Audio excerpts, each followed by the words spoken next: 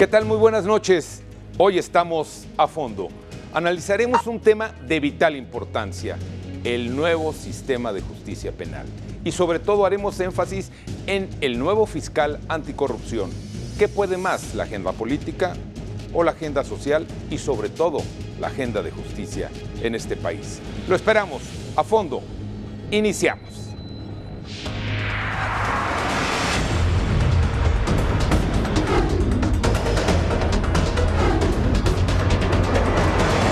A fondo, con Eduardo Campos. ¿Qué tal? Pues ya estamos aquí a fondo y vamos a desmenuzar detalle a detalle qué es lo que en este programa hablaremos con usted. Primeramente vamos a ver qué es lo que ha orillado a México a cambiar el sistema de justicia penal que hay. ¿Es necesario? ¿Es conveniente? ¿Es urgente? Lo vamos a ver hoy aquí precisamente. Pero mire, no nada más va a ser este tema. Vamos a hablar algo de importancia capital. ¿Por qué es necesario crear una fiscalía especial? Una nueva fiscalía federal. ¿Qué es lo que nos va a dar? ¿Por qué la vamos a ver? Y sobre todo va a ser importante poder conectar estos temas. ¿Qué es lo que nos va a llevar a que, vea usted, por ejemplo, el sistema de justicia en México? ¿Va a ser necesario que en él se tenga alguien que administre la Procuración de Justicia? Lo vamos a ver en un momento más. ¿Qué con la anticorrupción? Es un tema fundamental. Aquí lo vamos a estar tratando y desmenuzando con nuestros invitados que en un instante más le presentaré. Y bueno, vamos a ver finalmente si es viable el sistema anticorrupción. ¿No será acaso pan con lo mismo? Bueno, en fin.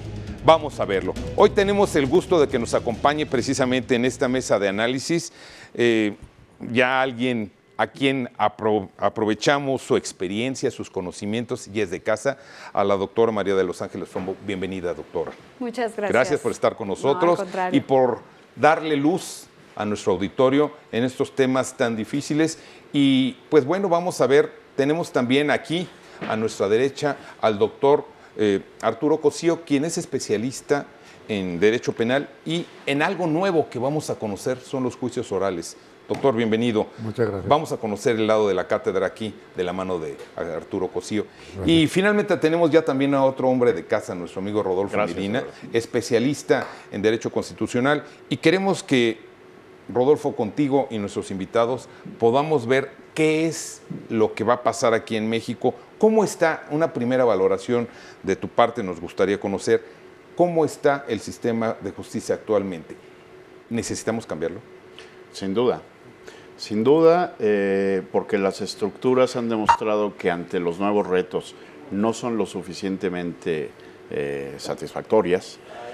Sin duda, porque estamos viendo un protagonismo cada vez más vigoroso de la ciudadanía y este nuevo sistema que está en proceso de construcción todavía, faltan algunas leyes generales por aprobarse incluso, da un nuevo rol de participación a la ciudadanía.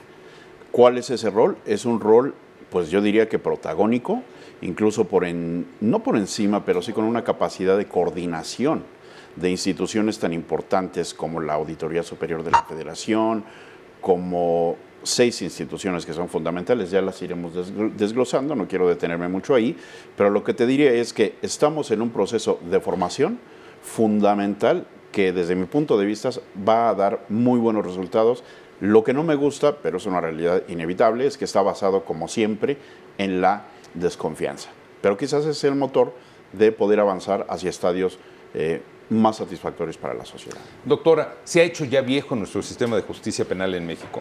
Bueno, si hablamos del anterior, no el que está ahora vigente, que es el sistema acusatorio adversarial, pues estuvo muy rebasado durante décadas, señalado por muchos doctrinarios, por especialistas, por los propios operadores del sistema, y ahora tenemos que verlo desde una perspectiva de una nueva era, de una nueva forma de dar la justicia a los ciudadanos con resultados que puedan ser transparentes, que puedan ser ágiles, que estén enfocados a garantizar la presunción de inocencia, pero también la atención a víctimas y la reparación del daño. Ese equilibrio necesario de que se requiere indispensablemente para dar a quien corresponda cada una de las cosas en un estadio de derecho, creo que ahora es el momento clave de nuestro país. Estamos trabajando, yo creo, la ciudadanía, los académicos y por otra parte las autoridades, para que esto se pueda desenvolver de la mejor manera para lograr un fin, el fortalecimiento del Estado de Derecho. No queremos llegar a poner una denuncia y no saber qué sucedió, ni qué pasó, ni cuáles son nuestros derechos, ni cuáles son las obligaciones de las otras partes. Doctor, déjame preguntarte, Arturo Cosío, gracias por venir de nueva cuenta.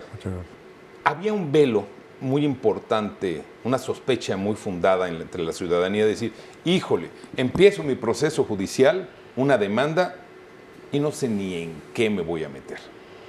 Sí, de hecho es parte de lo que decía María de los Ángeles, en el sentido de que teníamos un sistema rebasado, ya estaba insostenible el sistema mixto, porque primero tenías una etapa en la que el gobernado acudía ante el Ministerio Público, el Ministerio Público dotado de fe pública, es decir, sus actuaciones tenían valor probatorio pleno, salvo que se demostrara ilegalidad, que era prácticamente imposible, se ponía a desahogar pruebas y adelantaba todo lo que procesalmente se iba a tomar en cuenta para resolver el asunto, pero todo con cierta secrecía, cierta discrecionalidad del Ministerio Público, que se ponía a recabar pruebas, se integraba todo y le mandaba todo ya armado a un juez. Ese juez llamaba a la persona supuestamente activa del delito o probablemente activa del delito para juzgarlo, pero ya llegaba a enfrentar el proceso con todo un edificio probatorio armado y que difícilmente podía derrumbar. Uno pensaría que la víctima va en caballo de Hacienda, como se dice coloquialmente, en ese sentido, pero la víctima tampoco era tratada de manera adecuada por el Ministerio Público, porque con todo y lo que acabo de decir, siempre se optó por proteger primero al inculpado, a la persona que podía recibir la sanción penal, que a la víctima. Entonces a la víctima se le sobrevictimizaba, no le hacían caso, cuando llegaba incluso ante el juez a coadyuvar no lo dejaban hablar, todo a través del Ministerio Público, y se volvió una figura decorativa. Entonces no sabía qué iba a pasar con su asunto, no sabía si se iba a meter a una burocracia en el que nunca iba a terminar el asunto o en qué iba a terminar, lo maltrataban, pues mucha gente por eso no denunciaba. Uno de los grandes problemas que tenemos es la gran cantidad de delitos que no se denuncian, la cifra negra de la que se habla coloquialmente, ¿no? Bueno, y entonces, ¿qué es lo que la gente de a pie podemos entender y ver ahorita nuestro sistema? Nos tardamos tantos años. Vean, por ejemplo, esta gráfica. Tenemos de denuncias recibidas entre 1998 y 2012 en la Auditoría Superior de la Federación, por ejemplo, 444 presentadas. Y bueno, solamente han sido 7 consignados. ¿Esto qué, Rodolfo? ¿Cómo podemos leer esto? ¿Qué es todavía un reflejo del viejo sistema de justicia que había en México? Mira, yo creo que es importante separar dos temas. Incluso yo me confundí con tu pregunta inicial, pensé que entrábamos al sistema anticorrupción. Este gráfico tiene que ver con el sistema anticorrupción. Un poquito regresando atrás al tema, a tu pregunta central de dónde estamos, yo te diría que estamos en una situación de inconformidad general. Porque no podemos decir que el sistema ya está implementándose de manera eficiente y hay, yo creo que una inconformidad general respecto de el hecho de que muchos procesados, inocentes o culpables, no se sabe todavía, están ahorita siendo liberados. ¿Por qué? Por malas investigaciones, por no respetar los nuevos lineamientos de las investigaciones, etcétera, etcétera. Es decir, estamos viviendo un proceso de implementación que a mí no me sorprende, la verdad es un poco traumático, vamos a seguir viéndolo, pero yo creo que en el largo plazo, mediano plazo incluso, vamos a tener resultados muy importantes. Ya entrando a tu pregunta, esta sí que tiene que ver con la cuestión, yo diría que anticorrupción. Bueno, lo que vemos es que, desde mi punto de vista, el tema de la aplicación de la justicia en materia anticorrupción tiene muchas aristas de carácter político. Es decir, la estructura está vinculada con una serie de lineamientos políticos. Y voy a dar un dato nada más para no entrar en muchos detalles. Hasta la semana pasada había, me parece que 77 o 76 demandas de juicio político en el Congreso de la Unión, de las cuales se habían ventilado 2. ¿Qué quiere decir esto? Las instituciones están, los procesos, los mecanismos están establecidos, pero el carácter político del procedimiento no se ha podido, digamos que, someter a la búsqueda de justicia. Es decir, tenemos un sistema en ese sentido que todavía está muy marcado por criterios políticos. Eso, hay que decirlo, rige para lo que tenemos hasta ahora. Afortunadamente estamos en proceso de implementación del nuevo Sistema Nacional Anticorrupción, donde yo creo que hay muy buenas noticias y seguramente lo vamos a ver aquí. A ver, creo que coinciden ustedes en que sí ya era necesario el cambio, pero ¿con qué agilidad se está haciendo este cambio? Y sobre todo, ¿cuándo los ciudadanos de a pie, vuelvo a insistir en el término, vamos a ver resultados? A ver, yo creo que son dos terrenos diferentes, complementarios, ¿no? Y que de alguna forma se interconectan. La primera de ellos es en el tema del sistema de justicia penal acusatoria adversarial. Ese está ya en el punto de partida. Como bien lo dice Rodolfo, tenemos que perfeccionarlo, tenemos que irlo evaluando, viendo cómo mejorarlo, cómo ir ajustándolo. O sea, hicimos una ley, pero ahora hay que ver si esa ley es lo que nosotros queríamos en los resultados. Y para eso hay que evaluar, hay que poner indicadores y hay que poner estándares. ¿Ya tenemos hoy con qué evaluar la justicia?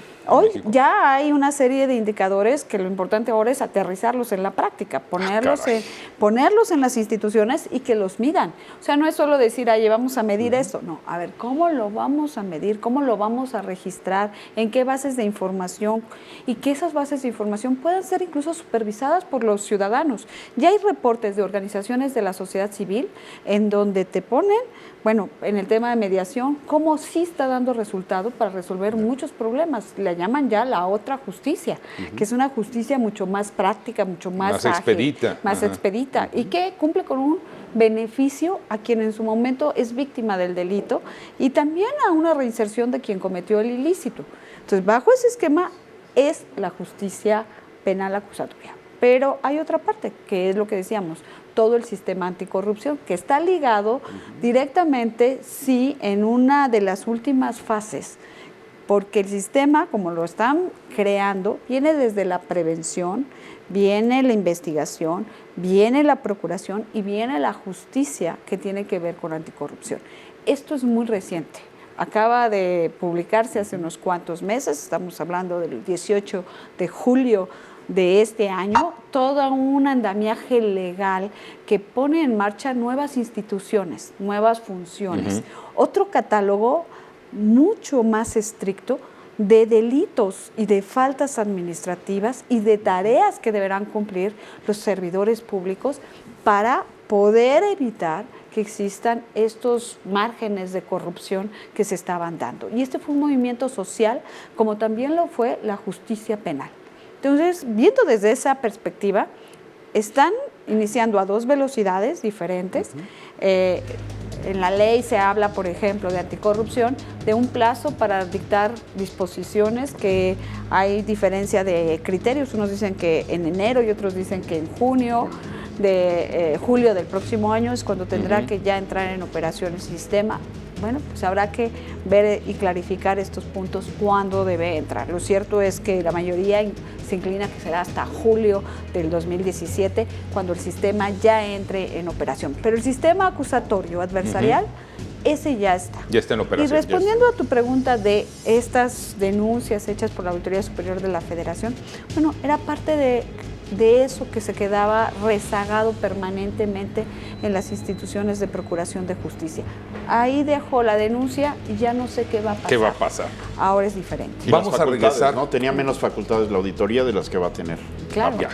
Vamos a regresar después del corte con las razones y sobre todo las cualidades que debe tener el nuevo fiscal federal. Vamos a un corte, regresamos y Arturo, te vamos a agradecer tu comentario en un momento más. Claro. Honestamente no creo, porque la corrupción ha estado en nuestro país desde muchísimos años y considero que los mismos prestadores de servicios se prestan a la misma corrupción.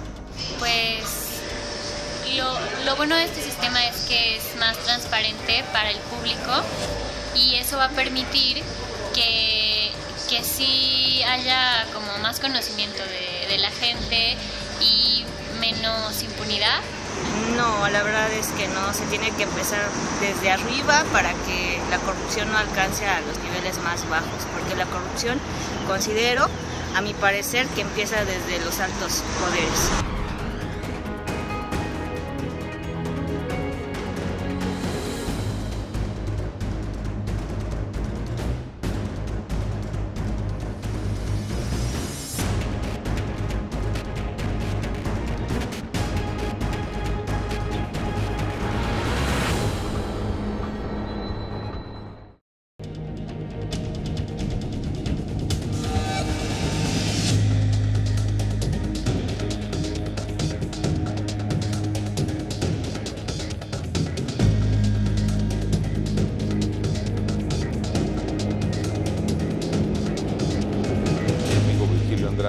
Fue puesto.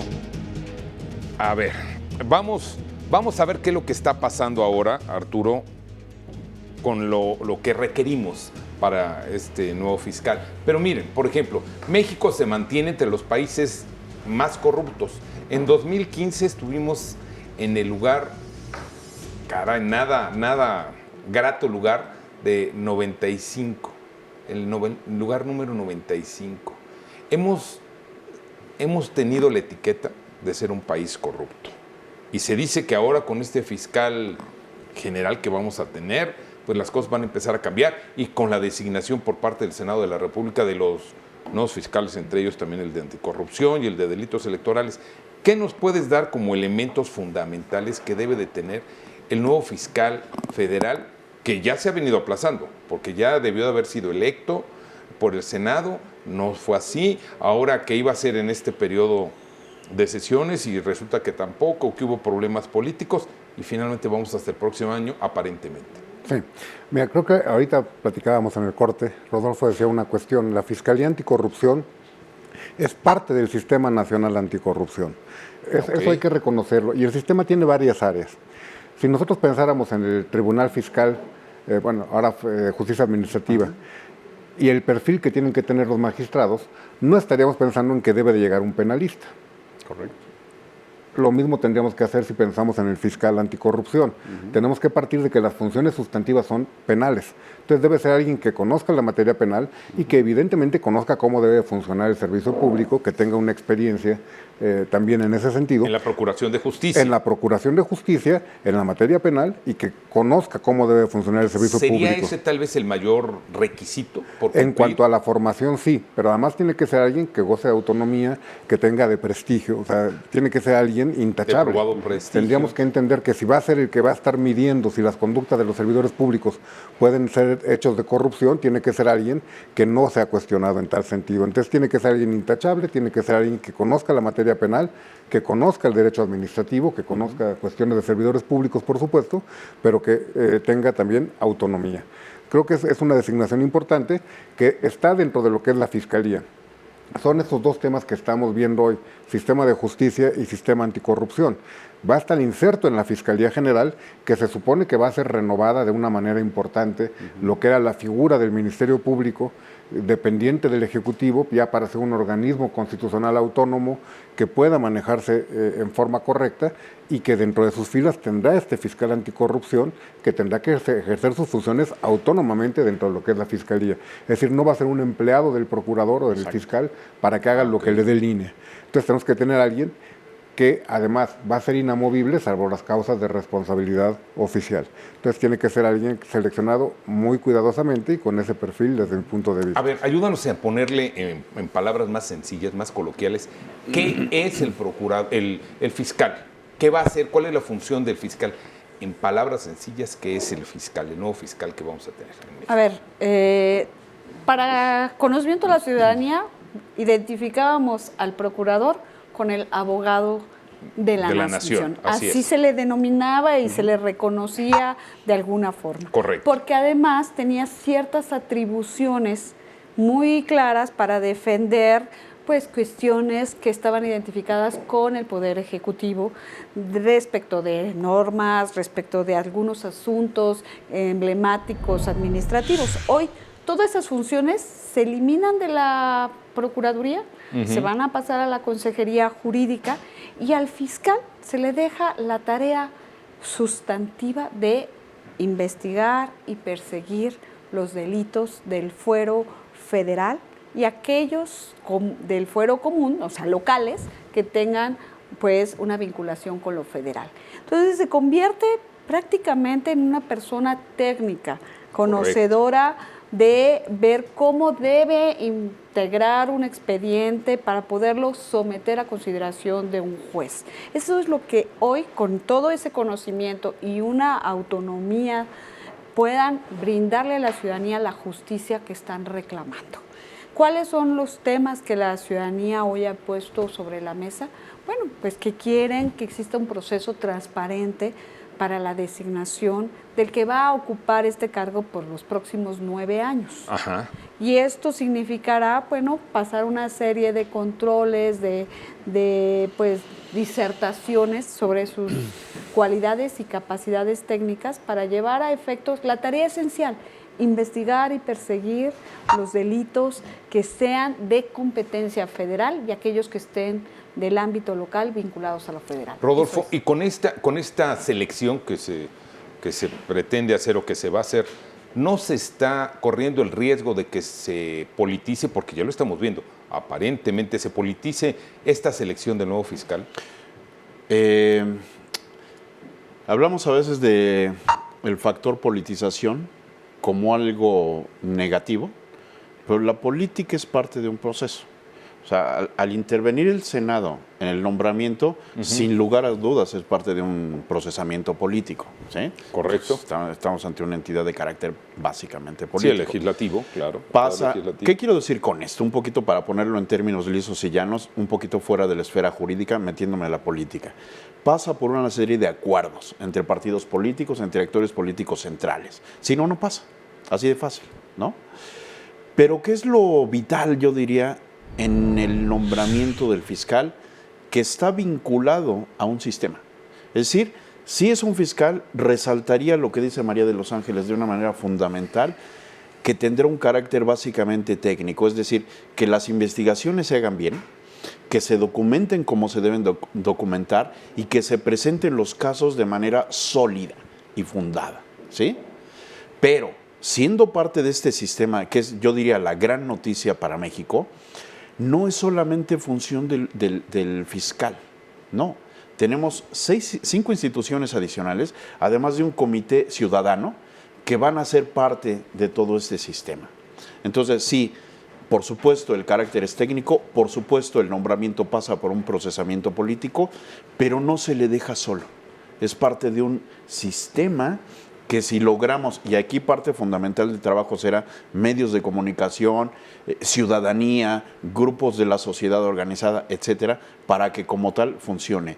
Si es parte de un esquema político, sin lugar a dudas lo es, pero lo que yo esperaría es que en este proceso de designación encontremos, y seguramente los vamos a encontrar, los elementos para juzgar todos si es o no la persona adecuada.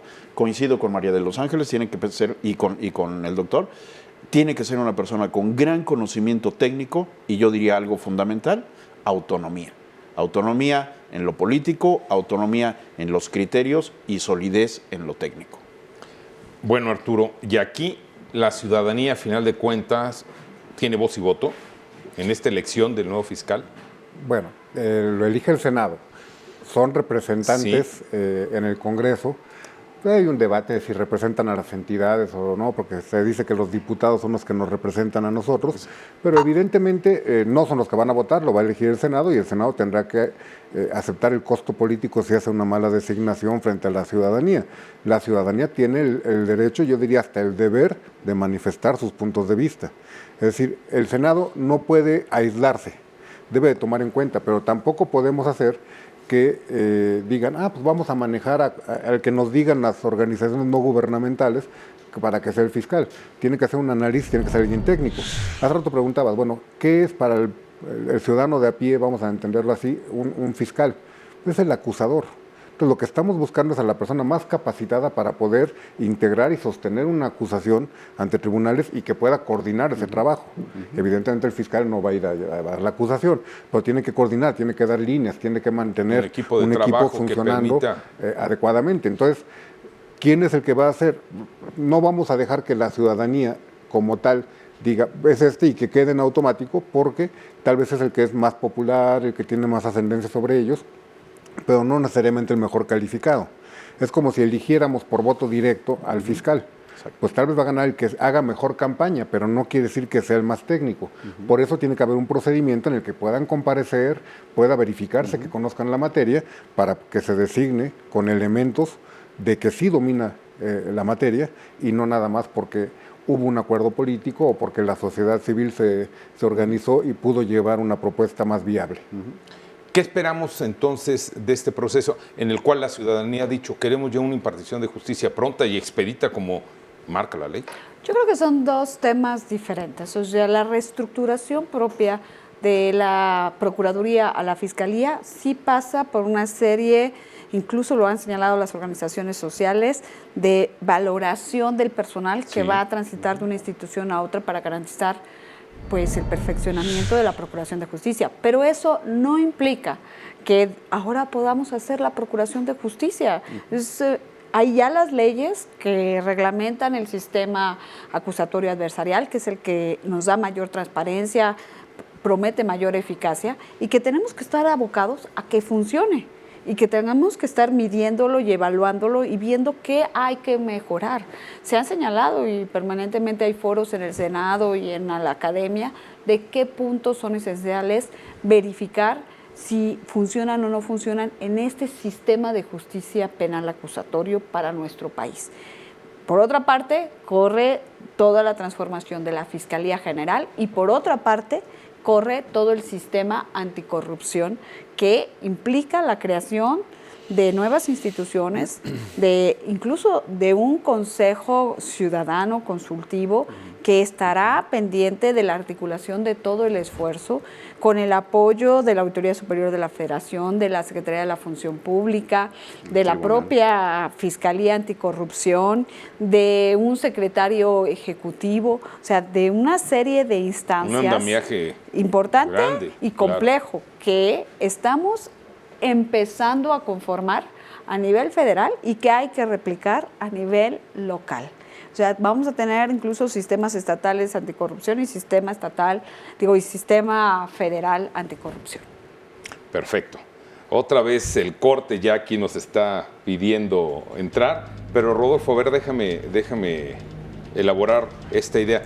Ya tenemos algunos requisitos. Bueno, ¿de qué debe de ser este fiscal federal, general? Y el fiscal de anticorrupción es una demanda ciudadana que se ha venido explicando y se ha venido escuchando por todos lados. Queremos tu opinión, por favor, después del corte, sobre este tema en particular. ¿Qué con el fiscal anticorrupción? De acuerdo. Regresamos.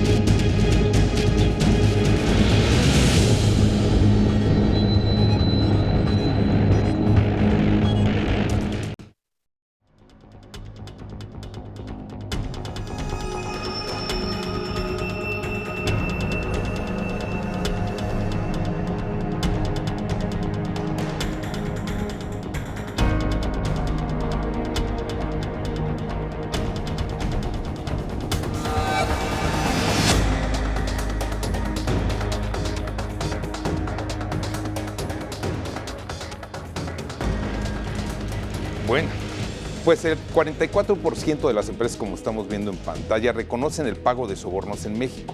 Y dicen por ahí las cuentas, si es que se pueden hacer, 1.5 billones de pesos es lo que dice que la iniciativa privada que pierde anualmente. ¿Es necesario este fiscal anticorrupción? ¿Qué debe de tener, Rodolfo? Sin lugar a dudas es necesario, es una discusión creo que superada. Lo que sigue es cómo lo vamos a ver actuando. Y ya decíamos que debe tener gran autonomía, gran capacidad técnica. Y entramos a una cosa que a mí sí me gustaría poner en la mesa, Eduardo. Venga.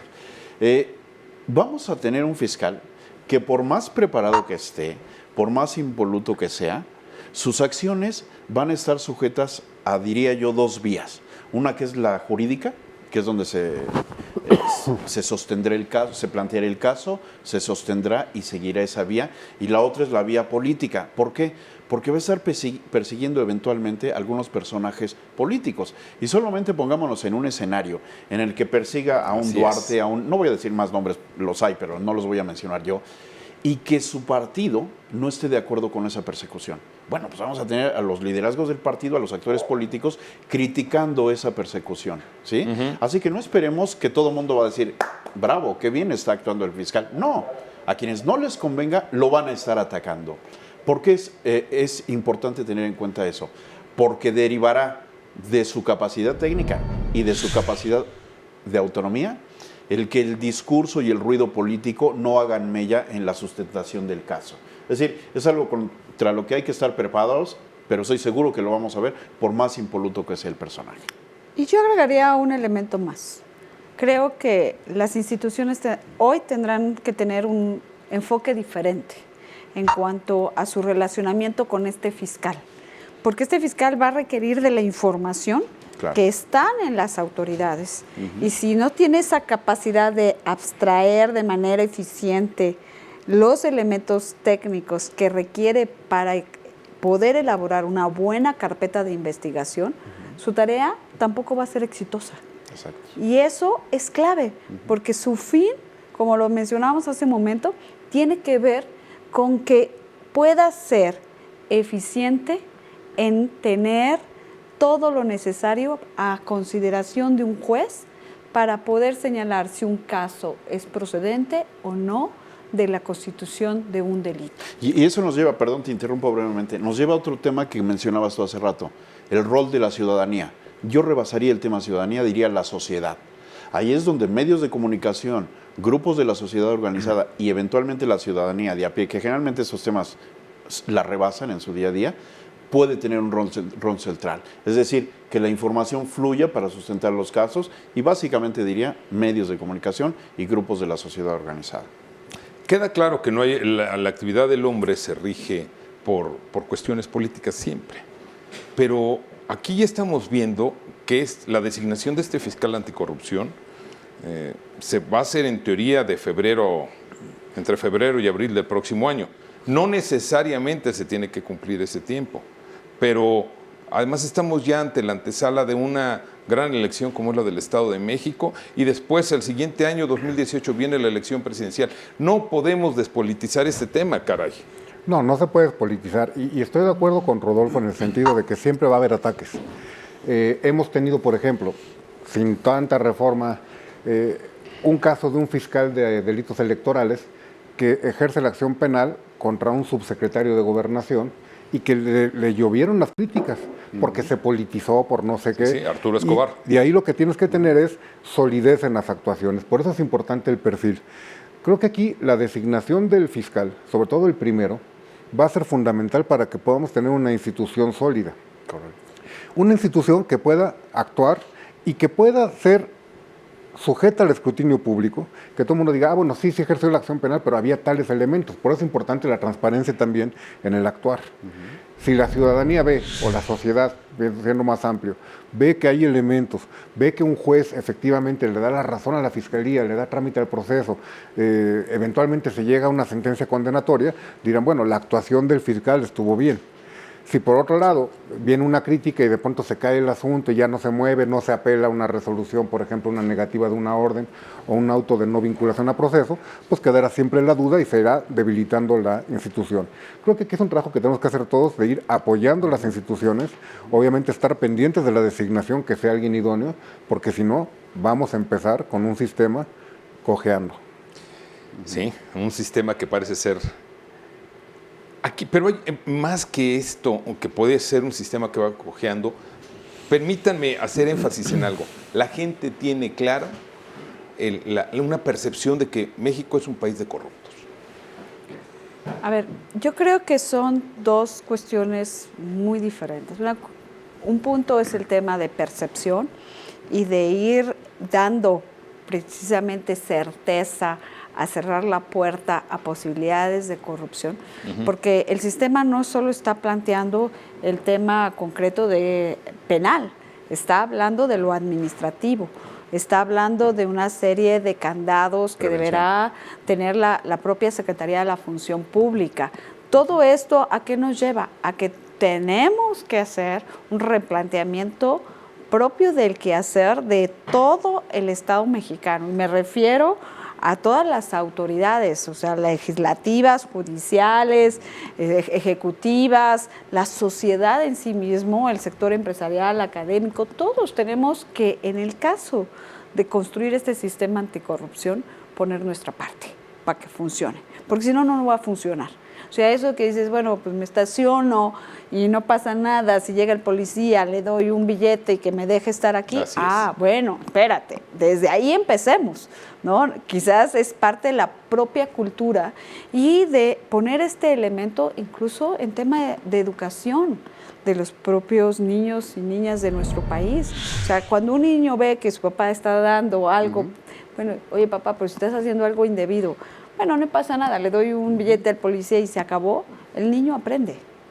Claro, y hay un comercial que hizo un partido político, propaganda política a final de cuentas, donde se muestra a un señor que robó unas latas de atún y ha sido encarcelado. Y el señor diputado, con su portafolio lleno de dinero, según narra esta corte comercial, esta propaganda, el juez finalmente, o el Ministerio Público, le dice: ay, disculpe, señor diputado, el error que cometimos. La justicia parece ser que también, pues, es más para el que tiene dinero que para el que no lo tiene. Eso se percibe por parte de la ciudadanía. Puede ser incluso alejado de la realidad. Entonces, a ver, doctora, ¿sí o no es correcta esta percepción de que, pues, el que roba una lata de atún, que comete un delito, va a la cárcel, y un diputado, senador o quien goza de impunidad, de fuero, pues simplemente le dicen: disculpe, usted ya se puede ir? A ver, déjame explicar un poco la conceptualización que yo tengo. La percepción es correcta en el sentido que la ciudadanía lo vive y lo percibe. Y no puedes negarte a una situación que ellos lo están viendo cómo se hace. Hoy, ¿qué está sucediendo? Y era una demanda ciudadana. Se generaron dos sistemas, el sistema de justicia penal acusatorio y el sistema anticorrupción, que se ligan los dos en temas de transparencia, en temas de ver cómo se puede llevar a cabo la aplicación de la ley de forma efectiva y que esto permita reducir esa percepción. Pero esto no es de que mañana entra la ley y ya cambiamos. Tenemos que estar dando resultados permanentes para que esto empiece verdaderamente a tener una percepción distinta a la ciudadanía. Si ahora tú le preguntas a un ciudadano qué piensa de ir a poner una denuncia, te va a decir: es complicadísimo, no tengo derechos, si soy víctima no me van a reparar el daño. Pero si ese ciudadano fuese ahora bajo este nuevo sistema y viera cómo está funcionando, podría llevarse una sorpresa y empezar el boca a boca de forma distinta. Pero hay muchas cosas que llevan tiempo. La forma, o sea, de poder llegar a comunicar estas transformaciones tan profundas no es de un día a otro, porque yo te la puedo explicar y tú vas a decir: ay, qué bonito, ¿y verdaderamente funciona? No, o sea, tenemos que demostrar que efectivamente hay resultados emblemáticos y diarios, además cotidianos, para que la ciudadanía empiece a decir: oye, sí hay cambio. A ver, doctor, tú eres especialista en la materia, tengo entendido que impartes de juicios orales. ¿Ya es esta parte de modificación del nuevo sistema de justicia que hay en México? ¿Sí funcionan los juicios orales?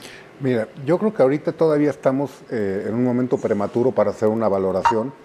Ya hay entidades que entraron al sistema desde mucho antes que junio de este año, que ya entró en todo el país en operación, pero ha habido quizá un problema. Yo voy a hablar del caso de la Ciudad de México y de la materia federal aquí en el ámbito de la capital. No se ha judicializado mucho una gran cantidad de asuntos. Vamos a partir de una idea básica. El sistema acusatorio busca que se solucionen conflictos sin necesidad de llegar al juicio en todos los casos. es un cambio importante del sistema, porque antes, denuncia que se hacía, si había elementos, el Ministerio Público estaba obligado a investigar y acusar en caso de que hubiera, aunque fuera porque se robó medio kilo de tortillas. En el sistema actual se le apuesta salidas alternas, que estamos hablando de acuerdos reparatorios, suspensión condicional de un juicio, que puedes evitar llegar a la sentencia si reparas el daño, si te sometes a una serie de condiciones, si las cumples, te portas bien durante un tiempo, si lo cumples, se extingue la responsabilidad y no tienes que llegar a la cárcel. Puede haber un juicio abreviado en el que aceptas tu participación, reparas el daño y te imponen una condena menor. Puede haber criterios de oportunidad en los que, por ejemplo, un delito de los que se conoce como de bagatela, uno de poco impacto, puedes abstenerte del ejercicio de la acción y vas dejando muchos casos en el camino para que el juicio oral como tal sea para los casos que realmente lo ameriten, para los más de impacto social, los más graves, etc. De tal suerte que podemos tener una opción de que la víctima, como decía María de los Ángeles, obtenga una reparación del daño, pero aparte vamos más a una restauración social, una restauración del tejido, que no nada más te paguen el daño y te quedes como con el ardor y no fue a la cárcel. No, por eso viene la mediación, la conciliación como mecanismos fundamentales para tratar de pues, hacer que lleguen a una solución que a todos convenga. Sin embargo, el Ministerio Público ha dado, y esto es una cuestión muy práctica, la idea como que no está queriendo judicializar todo, o sea, no llega ante el juez, sino que medio está, no, váyanse a ver si llegan a un acuerdo, vamos a ver la mediación, vamos a ver X cuestión, y no está llegando tanto a lo que sería la etapa judicial, dentro de la que todavía se pueden dar esas salidas alternas, porque mientras no haya un auto de apertura de juicio, que esto implica que ya pasaron 2 de las 3 etapas del procedimiento, todavía hasta ese momento se puede dar una salida alterna o una terminación anticipada. Aquí parece que todo lo dejamos todavía en una investigación inicial y no está caminando mucho. Entonces ahorita todavía hay pocos asuntos que lleguen a la audiencia del juicio, pero vamos, el sistema está diseñado para que no lleguen tantas las audiencias al juicio.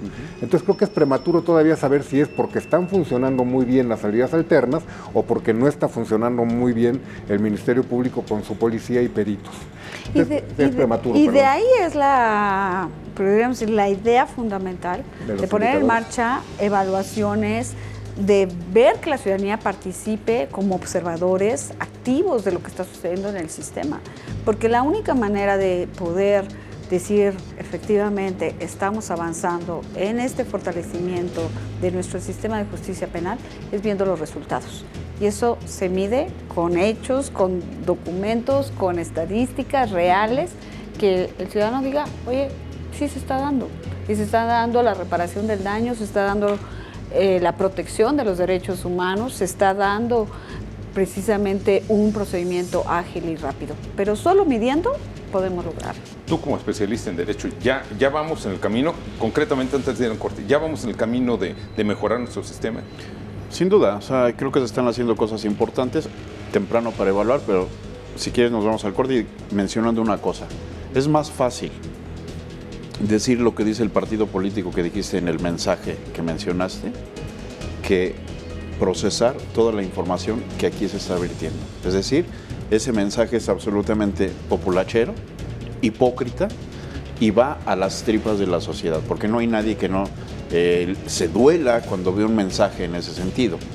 Pero vamos a ver por qué ha ocurrido eso, y la verdad es que si queremos que las cosas cambien, tenemos que comenzar cambiando nosotros mismos, no dándole mordida al policía, no estacionándonos donde no debemos, y si lo hacemos saber que hay una consecuencia de eso. Y si lo vamos extendiendo, vamos a saber que todo comienza por nosotros. Así que el mensaje que mencionaste del partido político, desde mi punto de vista, no ayuda en nada a cambiar la percepción, a cambiar las cosas, más que a la manipulación política. Gracias, vamos a corte, estamos a fondo. Regresamos en un momento más.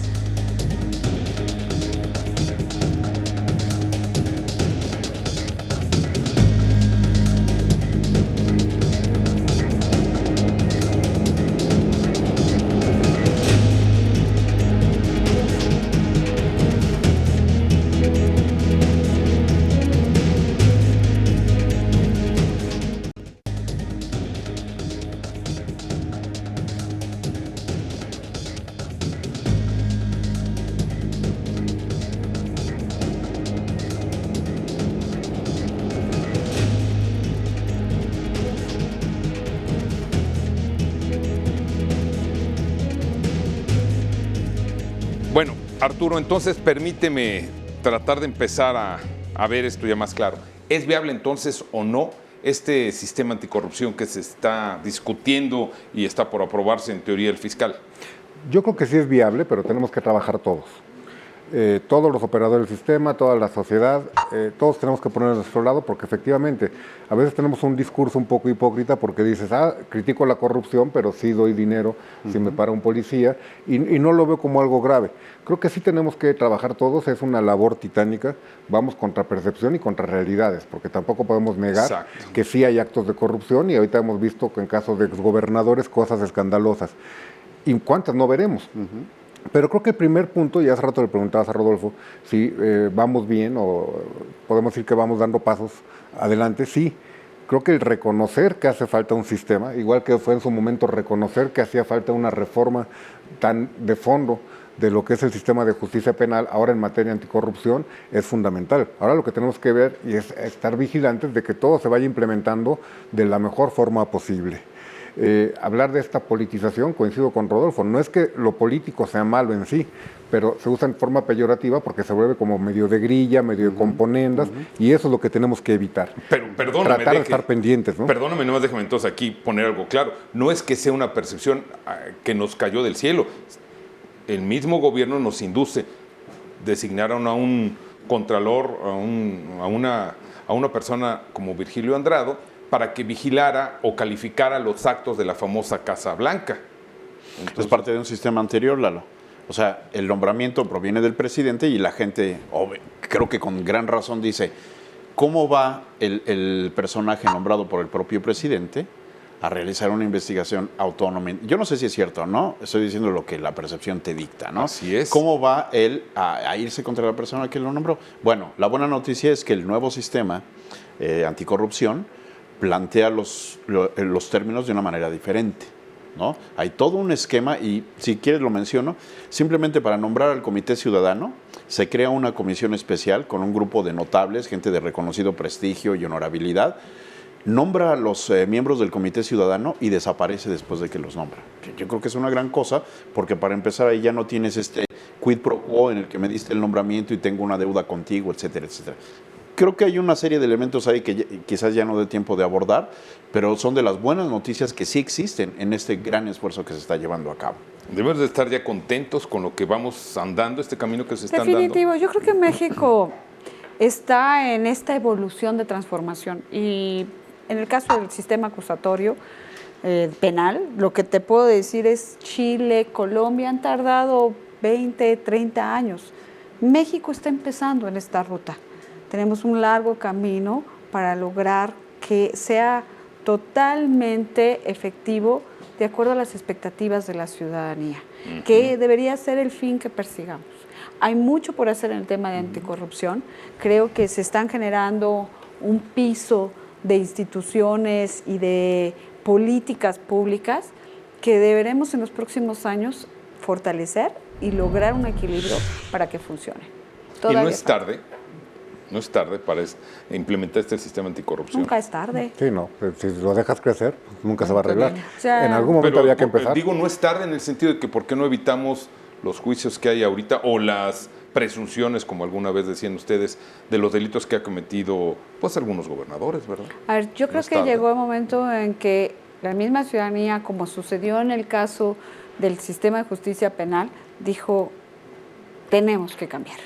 Y puso sobre la mesa y inició todo un movimiento. Ya basta, en el movimiento de la Marcha Blanca, que salieron miles y miles de mexicanos vestidos de blanco a protestar y decir queremos un sistema de justicia diferente, y que tardamos 8 años en ponerlo en marcha y que ahora está en un punto de partida y que tardará más tiempo para perfeccionarse. Pero ¿qué pasa si no hubiéramos dicho no, vamos a seguir esperando y no tomamos esa demanda ciudadana y la hacemos ley? Simple y sencillamente la dejamos pasar. ¿Y cuánto tiempo más? Creo que estamos empezando, estamos en una ruta muy importante y los organismos internacionales están reconociendo a México. por el trabajo que Los está esfuerzos haciendo que está y haciendo. por los esfuerzos. No es una tarea fácil romper inercias ni jurídicas ni políticas. Ni de pronto resultados. ¿Llevamos prisa? Yo te lo pondría en esos términos. ¿Llevamos prisa? Sí, todos tenemos prisa. Pero hay que volver un poquito para atrás. México antes del año 2000, o si nos vamos al 2000, era otro país. Nada más hay que hacer un poquito de memoria. A partir del 2000 tenemos ya un sistema en el que los votos cuentan, se cuentan, tenemos alternancia, un sistema vibrante, yo diría, democrático, siempre en construcción, siempre en avance, y lo que estamos viendo ahorita son ya reformas de tercera generación. Es decir, primero tenemos un sistema que democráticamente se valida a sí mismo mediante un voto que cuenta y se cuenta. Posteriormente viene la construcción de instituciones más autónomas o con mayor carácter independiente, como el INE, por mencionar una, el Instituto de Acceso a la Información, INEGI. etcétera, etcétera. INEGI, que ya Banco de existía, México. pero cobra Comisión de autonomía, Derechos Banco de Humanos. México, Sí. Comisión Nacional de Derechos Humanos. Tenemos ahí toda una serie de instituciones que le dan solidez a este nuevo esquema. Ahora pasamos a una tercera en la que ya viene el procesamiento del ataque a cuestiones de carácter sustancial. Yo creo que Puntos tenemos buenas noticias, pero tenemos tanta prisa que no las vemos. Y está bien, porque tenemos que ser muy exigentes en esto. Pero ustedes, los especialistas, nos están ayudando a entender esto y a ver que la ruta es la correcta, ¿verdad? Sí, sobre todo porque estas reformas que han hablado son fundamentales y hemos dejado un poco de lado la de 2011 en materia de derechos humanos. Claro. Y tenemos ya reconocida la jurisdicción de la Corte Interamericana de Derechos Humanos y México pues tiene que acatarse a este sistema interamericano y la víctima puede ir a quejarse si no hay justicia. Es decir, se han abierto panoramas y efectivamente no es lo mismo el México de ahorita que desde finales del siglo pasado, porque ha habido una evolución y tiene que seguir adelante. Y va a haber una curva de aprendizaje y qué bueno. Vamos corrigiendo poco a poco, esperemos que no para mal, esperemos que no sea un sistema que no le funcione a un interés de la autoridad y le vaya cambiando, pero creo que es por eso importante la intervención de la sociedad, ¿no? No, y yo creo que esto ha sido transversal también para los poderes públicos, y me refiero a los 3 poderes a nivel federal, hay un costo en el que a lo mejor se venía dando unas situaciones legales de confort, y esto es una evolución profunda del Estado de Derecho, y asumir eso hacia la sociedad es muy importante, porque es asumir primero que lo anterior no funcionaba, que había que transformarlo y que ahora hay que tomar unos retos fundamentales para que opere bien. Y hay que ponerle recursos. Ese es otro de los grandes temas, que haya presupuesto suficiente para que esas instituciones verdaderamente tengan la capacidad material y técnica para operar y estar a la altura de lo que está demandando la ciudadanía. Entonces, aquí también tenemos que, con esto que me están diciendo, podemos empezar a concluir que sí, vamos por el camino correcto, pero la ciudad, más que la ciudadanía, la sociedad entera ya también tiene que empezar a cambiar sus criterios. Está participando, yo creo, en gran medida. Nunca es suficiente. Yo creo que tiene que un poquito generalizarse este esfuerzo. A lo mejor cada vez llegar al elemento central, la célula central de una sociedad, que es el yo. ¿Sí? ¿Qué hago yo para cambiar las cosas? Un poquito lo que decía en algún momento Roosevelt, ¿no? O Kennedy, que lo refraseó mejor. Siempre estamos viendo qué hace el país por nosotros. A lo mejor ya estamos en este momento en el decir qué hago yo por mi país, ¿no? Por mi sociedad, por mi país, etcétera. Y yo creo que vamos bien, sin pecar de optimismo y destacando algo bien importante, Lalo. Siempre hay gente, siempre hay grupos de interés, siempre hay quienes se benefician de que las cosas no cambien. Hay que identificarlos y superarlos, como creo que lo estamos haciendo. Concluimos, doctor Arturo Cosío, muchas gracias por venir. ¿Estás satisfecho desde la academia viendo cómo va manejándose el nuevo sistema de justicia? Creo que se están haciendo las cosas, efectivamente quizá tenemos más prisa de cómo hemos actuado, pero yo creo que sí se está haciendo, creo que sí hay un interés por aprender el sistema, se está tomando conciencia en las universidades, a veces ha tardado en que se implementen los programas de estudio y que se maneje el perfil del personal docente adecuado para el sistema, pero creo que se ha avanzado y se ha tomado conciencia. Creo que el primer punto es reconocer que hacía falta, que estábamos mal y que tenemos que cambiar. Creo que en ese sentido vamos bien y lo único es acelerar un poco el paso y no frenarlo, ¿no? Pero creo que vamos bien desde el punto de vista de la academia, creo que vamos bien desde el punto de vista de el actuar de muchos de los operadores y de quienes están implementando, y lo único es que hay que estar pendientes de que no se pervierta esto. María de Los Ángeles Rombo, ¿con qué concluimos este programa? Yo creo que es momento de actuar de todos los mexicanos, de levantar la voz para decir qué queremos como sociedad, para un México que estamos replanteando social y políticamente, así como desde su perspectiva del Estado de Derecho. Momento verdaderamente histórico de nuestro país, y si no participamos, nos va a quedar la duda mañana si aquello que hubiéramos podido aportar era esencial para tener un México mucho más próspero, mucho más ajustado a la ley y sobre todo con desarrollo económico y social. Muchas gracias a usted. Como siempre, el tiempo es aquí nuestra limitante mayor. Los temas creo que podrían darnos para más. Nos queremos despedir, darle las gracias a usted por habernos sintonizado y nos quedamos, yo creo que con una idea central con esto que están haciendo. Es un momento de cambio en el cual no nada más debemos pedirle, como bien dices, al gobierno que actúe. Nosotros como ciudad, como sociedad tenemos también que actuar. Le agradecemos mucho y lo esperamos aquí, a fondo, donde seguramente seguiremos compartiendo con usted la mesa y analizando los temas de fondo. Hasta la próxima. Buenas noches.